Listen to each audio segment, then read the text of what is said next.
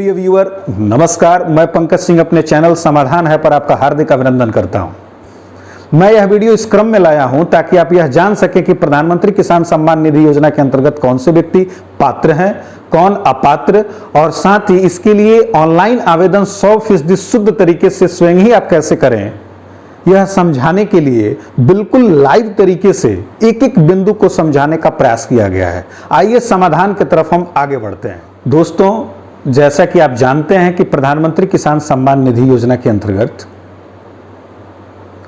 6,000 रुपये की आर्थिक सहायता प्रत्येक किसान परिवार को 3 किस्तों में दी जाती है। अब हम आते हैं कि प्रधानमंत्री किसान सम्मान निधि योजना के अंतर्गत कौन से किसान पात्र हैं। ऐसे किसान जो देश के किसी भी राज्य और केंद्र शासित प्रदेश के अंतर्गत भूमि धारण करते हों, वो इसके पात्र होंगे। पहले 2 हेक्टेयर तक की सीमा इसमें निर्धारित की गई थी, परंतु उसे 1 जुलाई 2019 को समाप्त कर दिया गया है। यानी वर्तमान समय में किसी भी तरह की भूमि धारण करने की सीमा को निश्चित नहीं किया गया है। दूसरा है कि ऐसे कर्मचारी भी इसके पात्रता के अंतर्गत आएंगे जो समूह घ के हैं, यानी ग्रुप डी के हैं, चाहे वो केंद्र सरकार और राज्य सरकार में सेवा दे रहे हों। तीसरा है कि ऐसे पेंशनधारी भी इस योजना का लाभ उठा सकते हैं जिनकी पेंशन 10,000 रुपये से कम आती हो। अब हम आते हैं कि कौन से ऐसे किसान हैं जो इसके दायरे से बाहर हैं। तो पहला बिंदु है कि ऐसे किसान जो पेशेवर हैं या पेशेवर रहे हों। यानी पेशेवर शब्द का तात्पर्य यहाँ पर इससे है कि वो पहले डॉक्टर हों, इंजीनियर हों, या वर्तमान में डॉक्टर, इंजीनियर, प्रबंधन, वकील या किसी तरह के अन्य पेशेवर कार्यों में वो पहले से संलग्न हो या वर्तमान में संलग्न हो, वो इसके दायरे से बाहर है। दूसरा है कि जो आयकर करदाता हैं, ये किसान भी इसके दायरे से बाहर रखे गए हैं। और तीसरा है जो पहले या वर्तमान में किसी भी तरह के संवैधानिक पद को धारण करते हों, वो इसके दायरे के बाहर रखे। दोस्तों, अब हम आते हैं कि प्रधानमंत्री किसान सम्मान निधि योजना के अंतर्गत हम ऑनलाइन आवेदन कैसे करें। प्रधानमंत्री किसान सम्मान निधि योजना के अंतर्गत ऑनलाइन आवेदन करने के लिए 2 प्लेटफॉर्म दिए गए हैं। एक वेबसाइट पर जाकर के आप आवेदन कर सकते हैं, और दूसरा है कि प्ले स्टोर से पीएम किसान का मोबाइल ऐप डाउनलोड करके इसके तहत भी आप आवेदन कर सकते हैं। कहीं कहीं मोबाइल एप्लीकेशन में नेटवर्क एरर का प्रॉब्लम आता है, परंतु जहां पर एरर नहीं आता है तो दोनों में से किसी एक का आप चुनाव कर सकते हैं और आवेदन बिल्कुल आसानी से आप कर सकते हैं। इस आवेदन की प्रक्रिया को समझने के लिए हमने लाइव डेमो से समझाने का प्रयास किया है। आइए इस लाइव डेमो के तहत हम समझने का प्रयास करते हैं कि ऑनलाइन आवेदन कैसे 100% शुद्ध तरीके से कैसे करेंगे, ताकि हमारे आवेदन आसानी से स्वीकृत हों और हमारे खाते में पैसे, जो आर्थिक सहायता है, वो हमें मिल सके। अगर ऑनलाइन आवेदन करने के लिए सबसे पहले अपने ब्राउजर को ओपन करेंगे। ब्राउजर को ओपन करने के बाद से अपने एड्रेस बार में pmkisan.gov.in एंटर करेंगे। एंटर करते ही पीएम किसान सम्मान निधि योजना का होम पेज ओपन हो जाएगा। यहाँ पर होम पेज में फार्मर कॉर्नर में जाएंगे। फार्मर कॉर्नर में दिए गए प्रथम विकल्प न्यू फार्मर रजिस्ट्रेशन को क्लिक करेंगे। क्लिक करते ही आधार नंबर एंटर करने के लिए कहा जाएगा। आधार नंबर एंटर करेंगे। अपने आधार को केयरफुली तरीके से एंटर करेंगे। यहाँ पर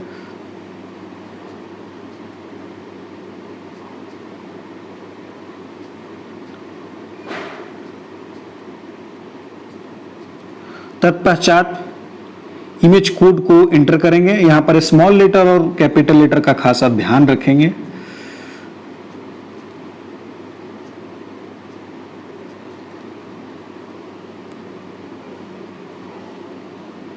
एंटर करने के बाद से click here to continue button पर क्लिक करेंगे। यहां पर एक मैसेज आएगा जिसमें record not found with given detail, यानी अभी तक आपने आवेदन नहीं किया है। इसे ओके करेंगे। ओके करने के बाद से यहाँ पर 2 विकल्प आएंगे, एक रूरल फार्मर रजिस्ट्रेशन और अर्बन फार्मर रजिस्ट्रेशन। अगर आप ग्रामीण क्षेत्रों से आते हैं तो इसे रूरल को सिलेक्ट करेंगे, अगर आप शहरी क्षेत्रों से आते हैं तो अर्बन फार्मर रजिस्ट्रेशन को सिलेक्ट करेंगे। यहाँ पर रूरल को सिलेक्ट करते हुए इसको क्लिक करेंगे। क्लिक करते ही रजिस्ट्रेशन फॉर्म पूरा ओपन हो जाएगा, जिसमें सबसे पहले स्टेट के चयन के लिए कहा जाएगा। इसमें से जिस राज्य के आप वासी हैं उस राज्य का आप चयन करेंगे। उसके बाद उस डिस्ट्रिक्ट का चयन कर लेंगे, फिर सब डिस्ट्रिक्ट का चयन करेंगे, तत्पश्चात ब्लॉक का चयन करेंगे, फिर यहां पर विलेज का हम चयन कर लेंगे।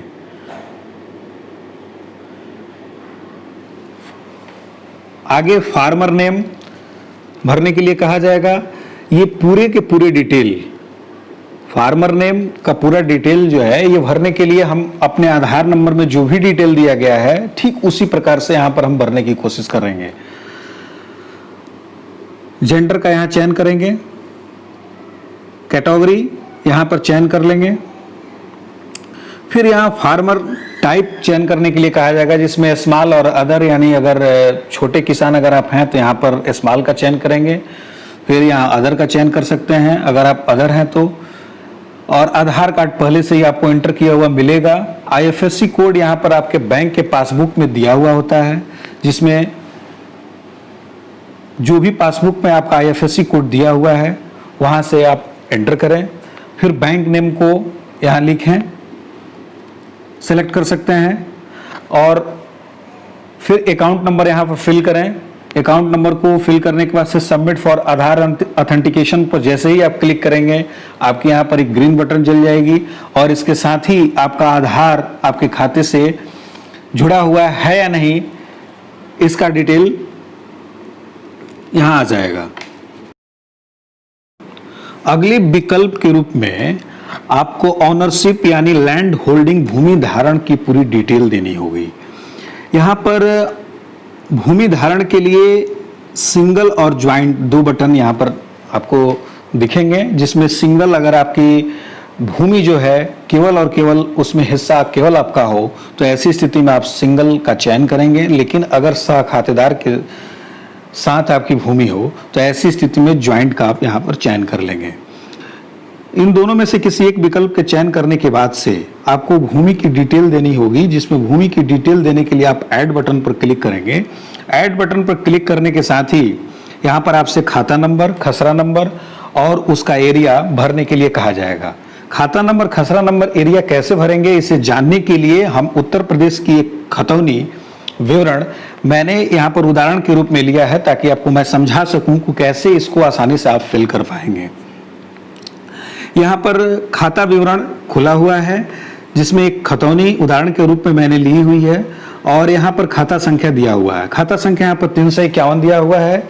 ऐसे ही आपके भी खतौनी में यहाँ पर खाता संख्या दिया गया होगा, यहाँ से आप खाता संख्या वहाँ दर्ज करेंगे जो भी जिसका भी उल्लेख होगा, और इसमें से किसी एक घाटे अथवा यानी हम यूं कहें कि ये खसरा संख्या है, यानी इसमें से किसी एक खसरे संख्या का आप वहां पर उल्लेख करेंगे, और उल्लेख करके जितना भी उसमें आपका हिस्सा बनता होगा इसके टोटल एरिया से आप चाहे तो डिवाइड करेंगे। अगर आपका संपूर्ण एरिया ही हो तो संपूर्ण एरिया को आप लिखेंगे जो कि हेक्टेयर में उल्लेखित है, ऐसा ही आप वहां लिख सकते हैं। इस तरीके से ये उत्तर प्रदेश की एक खतौनी थी जिसके उदाहरण के तौर पर हमने आपको समझाया। अब ये खतौनी आप कैसे प्राप्त करेंगे, इसके लिए अगर आप उत्तर प्रदेश के वासी हो तो आप एड्रेस बार में bhuleख.gov.nic दर्ज करेंगे। दर्ज करते ही आपके जनपद यहाँ पर आ जाएंगे। जनपद, जिस जनपद के आप निवासी हो उस जनपद के आप चयन कर लेंगे।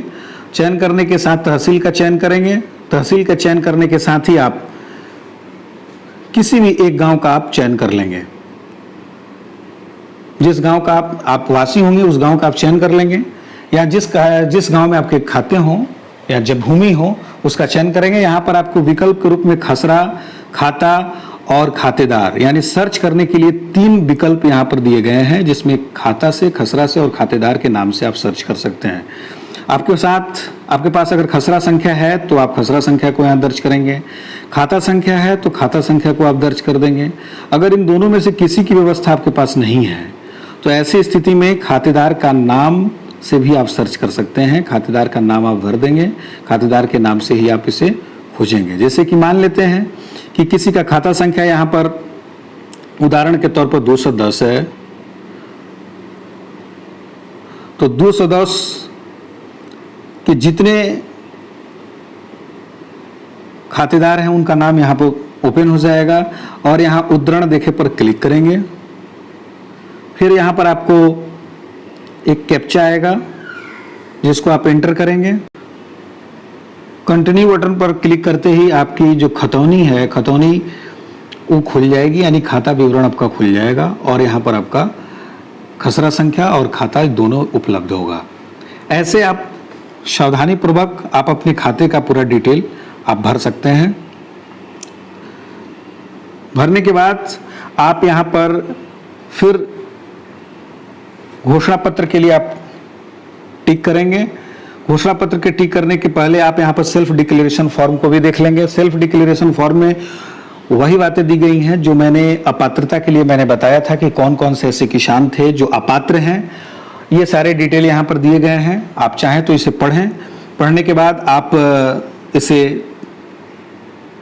सेलेक्ट करेंगे। सेलेक्ट करने के बाद जैसे ही इस बटन पर आप क्लिक करेंगे वैसे ही आपके फॉर्म सबमिट हो जाएंगे। ये सबमिट होने के बाद से डिस्ट्रिक्ट या स्टेट लेवल पर ये अप्रूवल के लिए चली जाती है। आपके द्वारा दिए गए जितने भी विवरण अगर सत्य पाए जाते हैं तो ऐसी स्थिति में इसकी अप्रूवल कर दी जाती है और तत्पश्चात आपके खाते में जो आर्थिक सहायता की राशि है वो आने लगती है। दोस्तों, आशा करता हूं कि मेरे द्वारा समझाए गए ऑनलाइन आवेदन की प्रक्रिया को आप आसानी से समझ गए होंगे और आपकी समस्या का समाधान हो चुका होगा। अगर समस्या का समाधान हो चुका होगा तो मेरे वीडियो को लाइक करें। इसके साथ ही दोस्तों की समस्याओं का समाधान करने के लिए आप मेरे वीडियो को शेयर करें और अगर अभी भी समस्याएं बनी हुई होंगी तो नीचे दिए गए कमेंट बॉक्स में लिख करके मुझे बताएं। मैं आपकी समस्याओं का समाधान निश्चित रूप से करूंगा और इसके साथ ही इसी तरह की समस्याओं के समाधान निरंतर देखने के लिए मेरे चैनल को सब्सक्राइब करें और बेल नोटिफिकेशन को ऑन कर लें। धन्यवाद।